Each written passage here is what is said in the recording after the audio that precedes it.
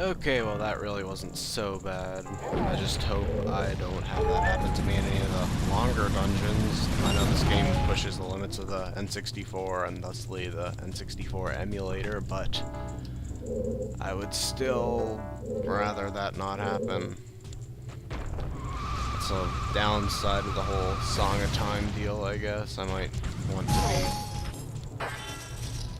saving after getting the main dungeon item, and the longer dungeons, I don't know. It'll depend on how hard it actually is. Anyway, this is Degoht or Goat or something. I always thought he was a big old goat because his name sounded like goat, but I think he's supposed to be a mechanical bull with a really gross old man mask face, which makes me like him less than I ordinarily would on the basis that he's clearly some kind of a robot. Masked mechanical monster. Yeah, so, I think every single boss in the game is more of a monster than Odolwa, the only one that's ever really referenced that way. Oh well. Anyway, there are a variety of ways to beat this guy. The one I'm the most fond of is just the way you're more or less supposed to do it, which is tripping him up with your Goron roll while dodging the attacks. The rocks don't even hurt you, which I found odd when I figured that out. But anyway, he's pretty simple, and occasionally he'll get stuck like that. He won't stay stuck for very long. That was a dumb plan anyway, but I wasn't going to build up enough speed, so it doesn't really matter. I think you can wait and he'll stop running and you can hit him with the arrows, and I think there's some way you can even hit him with your sword. But anyway, there was one minor difference I did besides doing everything like a million times quicker. I got the razor sword from the blacksmith, which I guess you didn't see at all since I ignored it in the mountain village.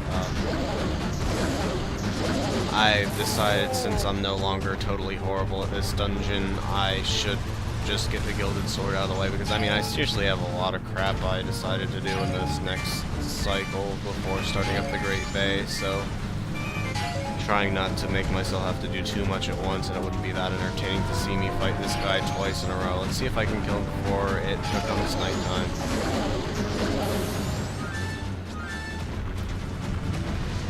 Yeah, I'm sorta iffy at this boss. He's easy, he just sort of is sometimes hard to damage.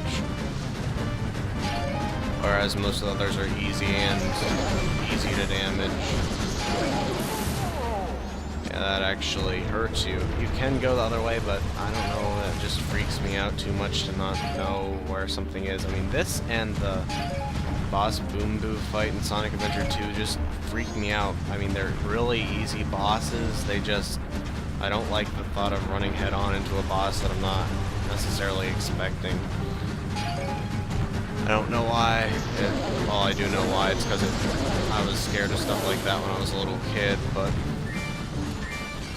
Okay, stupid pillar. Probably not gonna make this by the night, but if you're rolling, and I would wager if you're in a boss battle, the night is just a banner that goes over the action. Yep. Not a big deal, as long as I can finish this within the next 6 in-game hours, I should be good. He's wearing down. He's taking a lot longer than any of my other runs, of course, because I just have to be the prime example of a Let's Play curse. I didn't even know that could happen. I thought you bounced back dramatically or not, somehow stop it.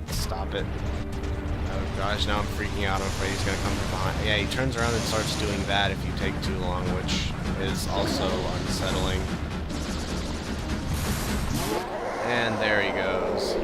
This scene right here plays no matter how you kill him, so even if he's tripped up and you're hitting him with your sword or punching him or even just rolling into him while he's tripped up, it'll still have him in the midst of running.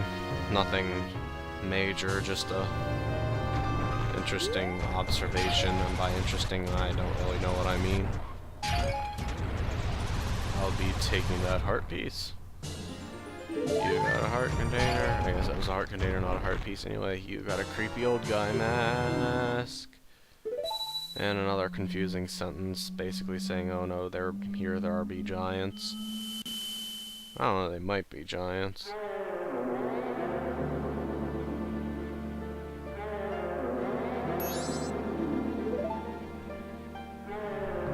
And my capture device doesn't like this place very much. It has like 8 times too much blur, I think, but I understand that's what they're going for, so Guardians? I think that's all supposed to be Tattle working out what they're going, whoa, whoa. So you're protective gods? That's why you're in the temples, but why aren't you the protective god? No, wait, are you listening to me? Hey, wait. Listen.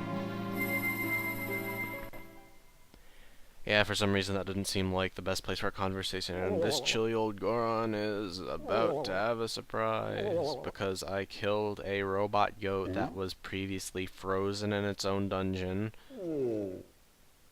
I mean, that Woodfall I can sort of buy, because there was that weird flower thing and stuff, but I don't know what happened here.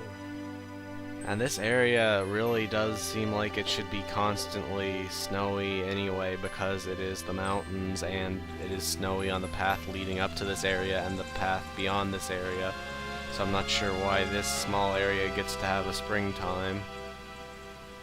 Actually, I was sort of thinking about it, and like maybe the different levels in this game, since there is 4 of them, correspond to the different seasons. Woodfall would be fall, this would be winter. Great Bay would be spring, and Icana thingy would be summer, and that almost fits, except Icana doesn't really work, and Great Bay is sort of summerish, but I don't know, it seems like in the spirit of this game to go against all odds and have the land of death and stuff be summer, when that's the opposite of literature tries to do, and literature is like way too boring. It's like, how can we tell the same thing over and over and over until it's boring? Answer by doing just that. And anyway, there's this path here that I still don't really get what it does. I thought it was part of the Goron races at one point, but now I don't know what it... Oh wait, it's a hack up to the thingy if you're too lazy, and it has like a million bows in it for no reason. Yeah, okay, so I do remember what it does, it's just not very important. And that hole has like rupees in it, and I am currently done with rupees, so and that is a odd roll. Is this the right way? Probably. Anyway, this area is all nice and pretty now, although it's horribly hazardous for Gorons who cannot withstand water. And for some reason it warps you back to regular length, but doesn't hurt you. I would have taken damage and been warped out, but meh. And the white wolfos are now gray, leading one to believe that they are in fact one and the same, and the white is just a winter coat. But wolfos are still stupid enemies, so I don't really care about that. Anyway, there's not much you can actually do in here just now, but there is something major that got thawed out. And this pisses me off so much. Oh look, a Goron place made by Gorons. Nope, have to switch to a shorter guy so you can climb yourself.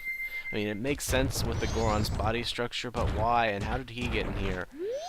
I'm a powder keg, powder keg, powder keg, powder keg. These are very annoying. Well, this one is, because it lasts so long, so it just like tick-tock, tick-tock, and it's too hard because Gorons normally roll when you press A, and then this one wants to speak, and it's too hard to pick this up. And it goes through walls, evidently. Okay, finally I can grab it without speaking. Anyway, this is just a stupid test. It's not like it's not like it's hard to use. These are just super bombs, basically, which I believe makes them the only 3D Zelda. The only 3D Zelda game to have equivalent to super bombs, which I find interesting. I really do like these items. It could have been Goron Link's final smash. Well, never mind. Make any good characters in Super Smash Bros. Brawl, or at least no good Zelda characters. I mean, I like Toon Link, but seriously, 2 Link, Zelda, and Ganondorf are like the most boring things possible. Where's Skull Kid with Majora's Mask? Where's Zant? Where's Avati? I mean, Vati would have been a better representation of the cel-shaded Zelda games than Toon Link, but I guess maybe he's owned by Capcom, question mark, question mark, question mark, and speaking of Capcom, where was Mega Man? And speaking of, I don't care about their being from different companies, shut up. Also, where was Banjo-Kazooie? Because now Banjo-Kazooie have guest starred in a Sonic or a Sega game, and Banjo-Kazooie were in there, and I mean, the combined forces of them being on the N64 and in another game with Sonic, who managed to get in there, means that they are now Nintendo characters again. Except they don't get games on Nintendo systems because it would probably cripple them too much. I don't know. Rare likes good graphics. Banjo-Kazooie was fabulous for the N64 and stuff. Anyway, I could be patient, but being patient is retarded.